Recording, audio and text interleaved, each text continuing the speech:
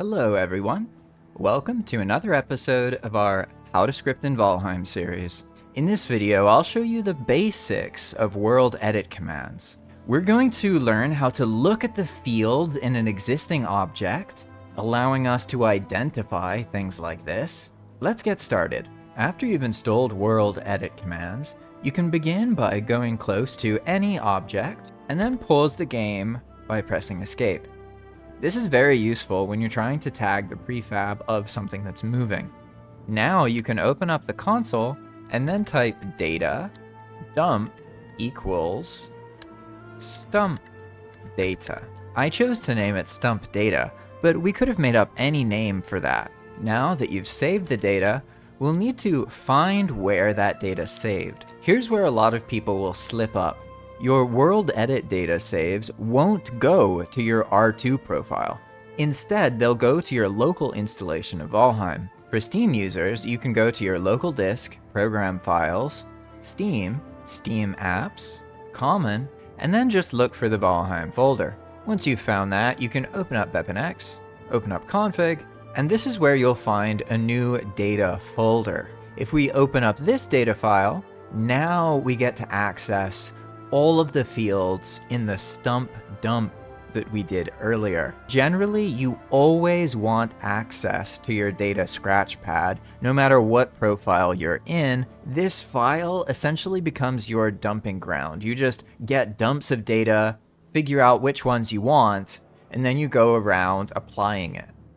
So let's take a deeper look at the data we acquired from this stump. We can see that there are a group of fields under ints, which means these are all integers, so they have to be 0, 1, 2, 3, 4, no decimal. And then we have a group of fields under floats.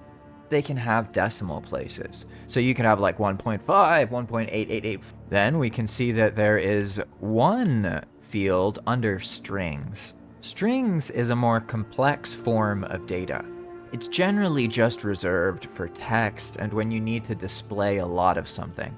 But for now, don't worry about learning all of these. I don't want to overcomplicate things. We're going to focus on one particular field. We can actually eliminate all that other data. It already exists, we don't need to adjust it. Let's take a good look at this stump. Size it up. See how you feel about her. Alright. Now, we're going to take this scale scalar float here, and instead of 1.7, we're going to make it something like 0.3, maybe. We walk up to it, and then we can pause the game, open the console. Except instead of typing data dump, we're going to go data load equals, and then the data, which is labeled stump data. And then boom, look at that. What happened to our stump? It's gone. Or so it would seem. You see, what's actually happened is the stump got so small that its current position is underneath the terrain, so it seemed to disappear. Luckily, we can just type undo, and it's going to revert what we just did. So let's take a look at this. 0.3 was too small. Let's go a little bit bigger and go with, now we need to walk closer to the stump, and we can repeat the process from before. Data, load, stump, data, okay? And then boom, the stump disappeared again.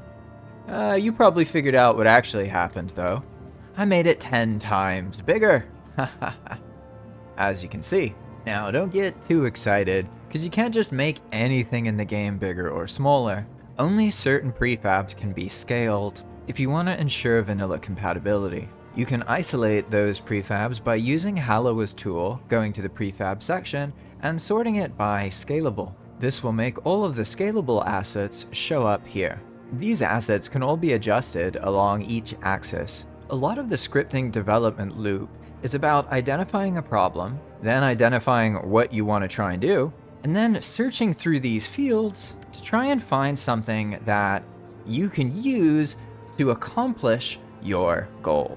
Understanding how to use world edit commands is absolutely important because this will allow you to more easily browse through these fields, identify them, and then load them into the game world to see what they do. Armed with this knowledge, You can now browse and find fields yourself instead of having to look them up. Oftentimes, you can just read these fields in a data dump of any object, and you're going to start having some ideas. You're going to start getting curious about what they do, and you might change a 0 to a 1 to see what happened. And in doing so, you're going to deepen your understanding of what each field does. This can often lead to the development of entirely new mechanics and scripts. It gives you a chance to practice your creativity and grow it in a way that is really powerful. And personally, I've never had an experience in any video game like what I've experienced in Valheim Expand World Prefabs. Nothing compares to it. So now I want to ask you something. You've made it a couple episodes into this series, so I feel like you are committed. I'm fully aware these videos won't be very popular, but those of you who watch them will be highly motivated. What I would love is for you to comment below and tell me what you're trying to do with Expand World Prefabs.